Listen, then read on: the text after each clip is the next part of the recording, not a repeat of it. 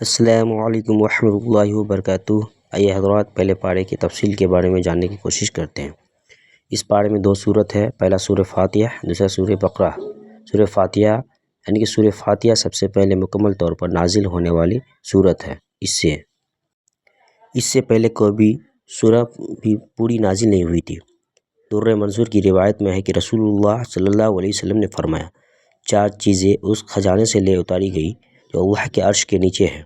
ایک سورہ فاتحہ، دوسرا آیت الکرسی، تیسرا سورہ بقرہ کی آخری آیت، چوتھا سورہ کوثر۔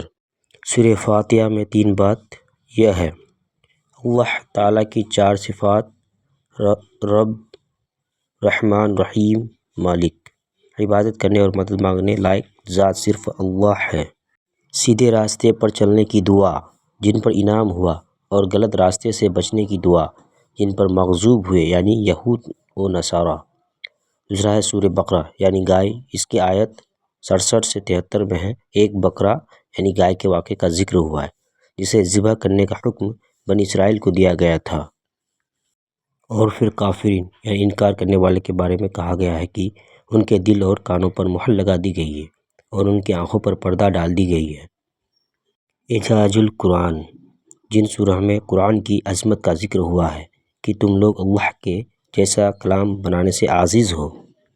حضرت آدم علیہ السلام کی کہانی، اللہ کے آدم علیہ السلام کو خلیفہ بنانا، فرشتوں کو انسان کو فسادی کہنا، اللہ کے آدم علیہ السلام کو علم دینا، فرشتوں کا لا علمی کا قبول نامہ، فرشتوں کا آدم علیہ السلام کو سجدہ کرنا، شیطان کا آدم علیہ السلام کو سجدے سے انکار اور پھر مردود ہو جانا، شیطان کے ذریعے آدم اور حوا کو جنت میں بہکایا جانا، اور پھر انسان کو خلافت عرضی عطا کرنا اور آدم علیہ السلام کا توبہ کرنا اور توبہ قبول ہونا۔